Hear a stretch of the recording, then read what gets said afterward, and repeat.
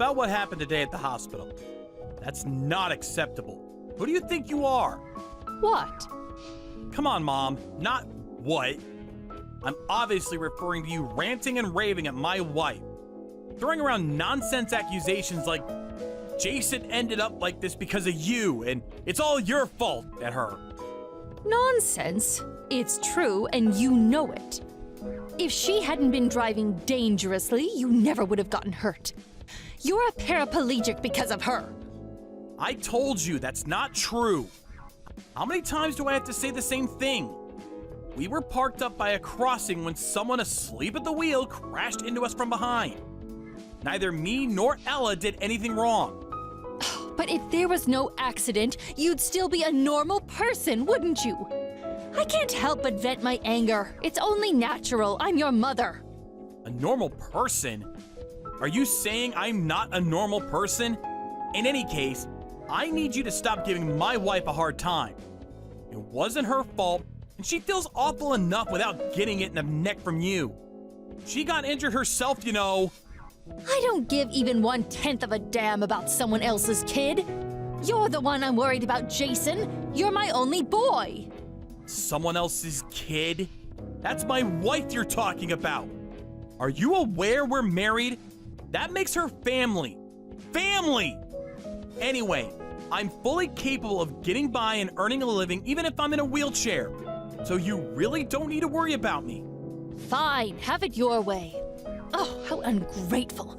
To think I'm kind enough to worry about you, and this is the thanks I get.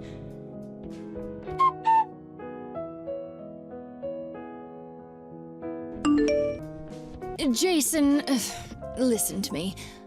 I had a long, hard think last night. And I decided it would be better if me and you never had anything to do with each other ever again. I think we should cut all ties, son. What? It's time to address the elephant in the room, son. You're a cripple. Living alone is going to be virtually impossible for you from now on. There's no hope of you being able to look after me when I'm old and infirm if you can't even look after yourself. Old and infirm? What? Basically, you're cutting all ties with me because I can't look after you when you're old. That's not the only reason. On top of that, I simply don't have enough time or energy to look after you, which means it would be quite inconvenient to have you around. I'm already getting old, you know. My knees creak, my hips ache. I'm no spring chicken. My plan is to live out my years getting by on your father's inheritance. That would be a lot easier for me if I had one less family member to worry about. Think of it as an opportunity to express some gratitude for all the hard work I put into raising you. You'll accept, won't you? You can't be serious. Is this the kind of thing a mother says to her heavily disabled son? Can't believe it. Come on, Jason. Surely you can see it can't be helped. I put in years of blood, sweat, and tears into raising you and did a damn fine job, if I do say so myself. I had no issue with devoting my time and energy to you when I thought it would pay off after I reached an old age. But now? What use is a son who can't even walk around without assistance? And I'm asking you nicely, won't you be a dear and free me from my servitude? I see. Basically, what you're saying here, Mom, is that the only reason you had me in the first place was so I could change your diapers when you get old. And now that I can't walk due to the car crash, I no longer have any value. So you're throwing me away like a piece of garbage. On top of that, you also plan on keeping all my dad's inheritance for yourself, even though he specifically stated a sizable chunk should go to me. It's hardly my fault. Want to know what the single most important thing in the world is, son? Having a solid plan. If I cut you out of my life, I can live out the rest of my days entirely on your father's money. As for your side of the bargain, you also get out of having to care for me when I'm old and frail. No matter how you look at it, it's a win-win situation. Do whatever you like. I won't try and stop you cutting me out of your life. But don't you dare try and contact me or my wife ever again. This is final. That's my line. Don't bother showing up at the house and try to get your greedy hands on the inheritance, because you won't be setting foot inside ever again. Starting tomorrow, we're strangers. Is that clear? Okay, fantastic. Bye-bye.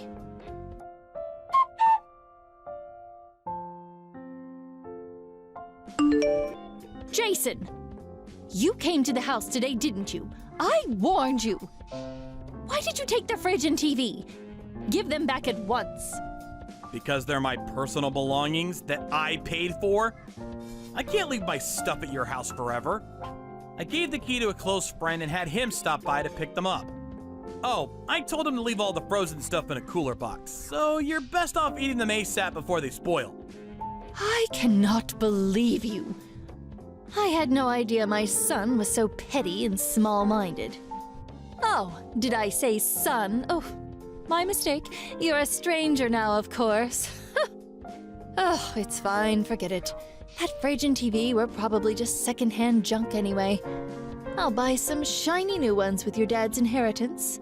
So I don't need your junkyard scrap anyway. Sure. The fridge is a brand new Hitachi with touchscreen feature configuration and Wi-Fi connectivity. And the TV is an ultra-thin, flat-screen, 70-inch home cinema tier marvel of modern technology. It's true, though. Maybe you'll be able to afford them if you use Dad's inheritance. It's your house, so do what the hell you like. I don't need to be told by you. Believe me, that's what I fully intend on doing. Never message me again. The next time you enter this house without my permission, the police will be called. I hate to break this to you, but you're the one who contacted me.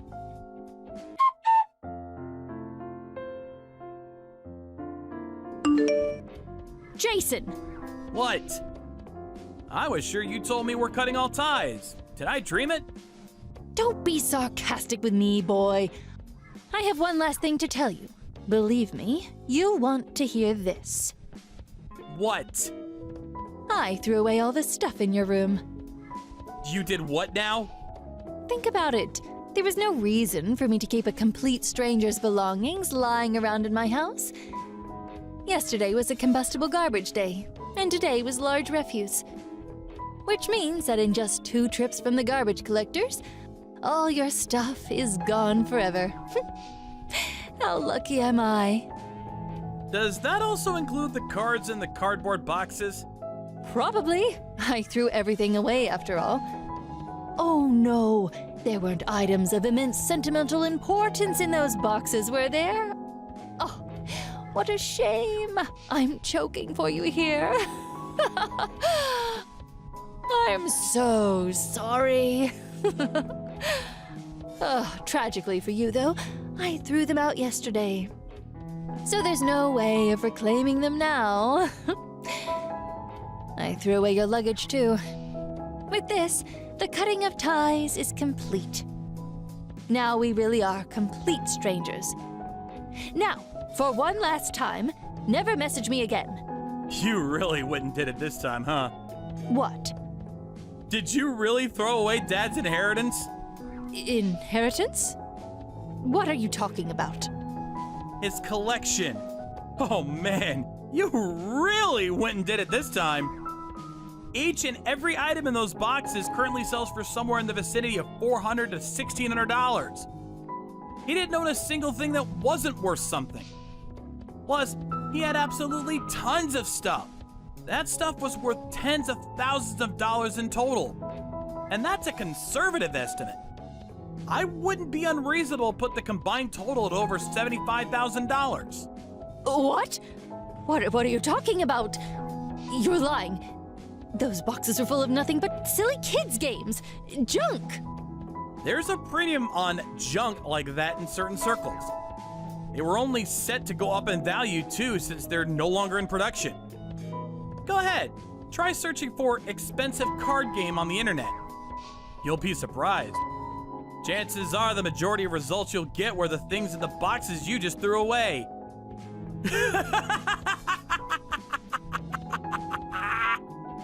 Wait, no, you're lying. You're lying, right? Tell me you are. Are you sure they weren't just replicas?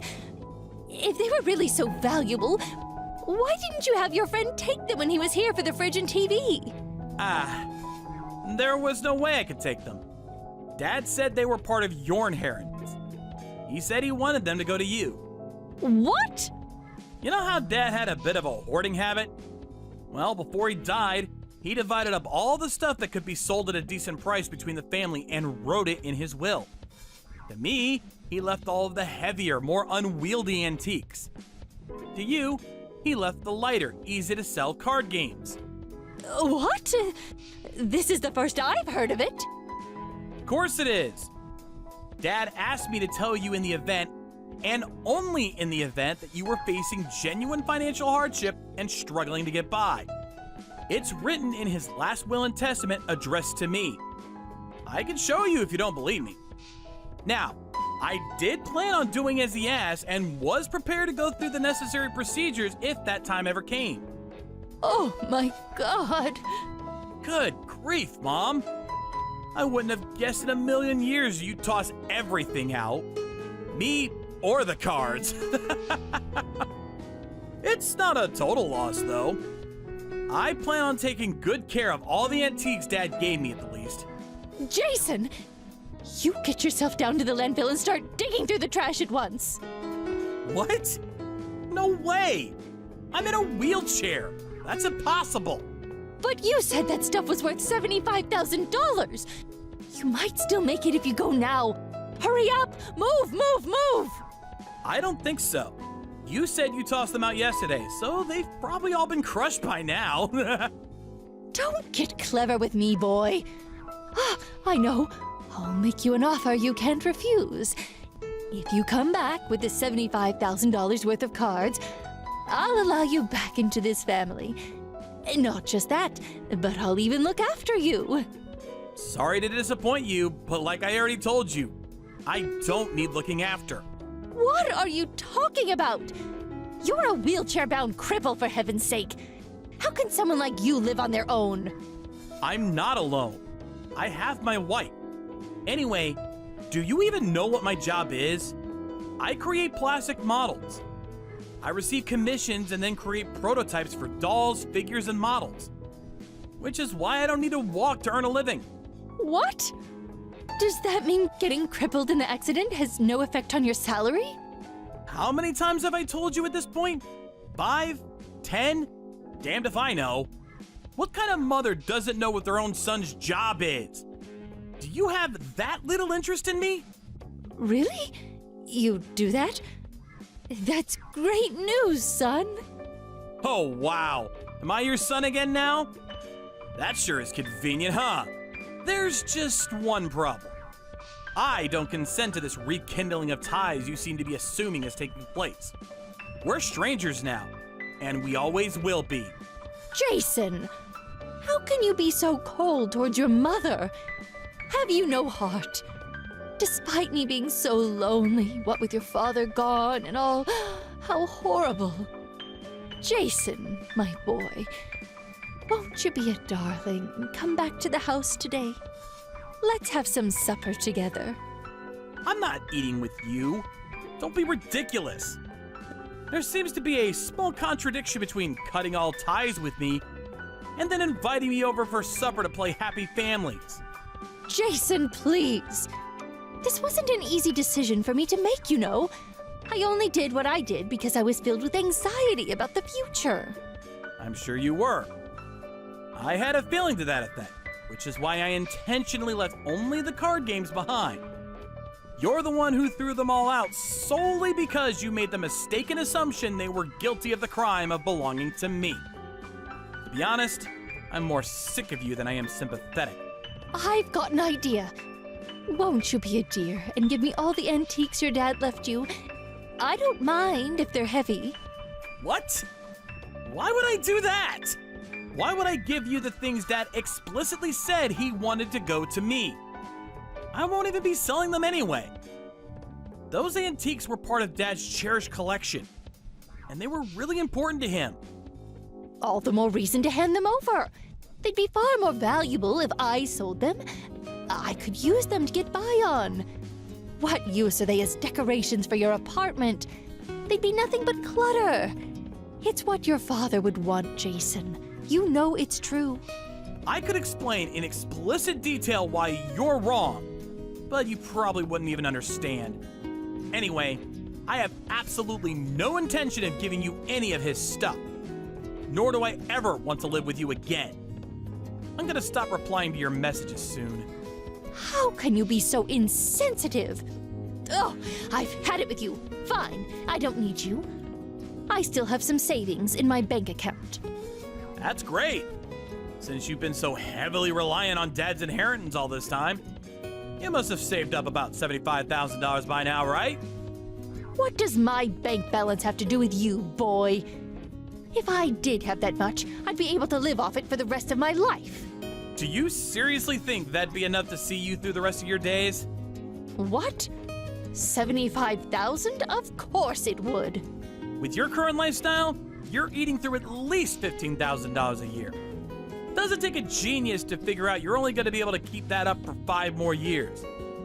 You could afford to have a higher standard of living when Dad was still around. But there's no way your current lifestyle is sustainable. What's your point? Are you saying I need to tighten my belt and save up more? No chance. You can't stop me buying the things I want. Listen, want to know what the simple, most important thing in the world is? Having a solid plan. If anyone can do it, you can, Mom. I have to make this clear, though, and it really pains me to say this, but me and my wife simply don't have enough time or energy to look after a complete stranger. Stop it, please. Just wait. What do you mean, stranger? We're family. I'm your mother. Let's just talk this over. Jason, please, answer the phone. Look, Mom, I'm a cripple. Things would be a whole lot easier for me if I had one less family member to worry about. Look on the bright side. You're free to do what you want with Dad's inheritance. And I'm blessed to have a loving wife who looks after me. Which means you don't have to go through the trouble. No matter how you look at it, it's a win-win situation.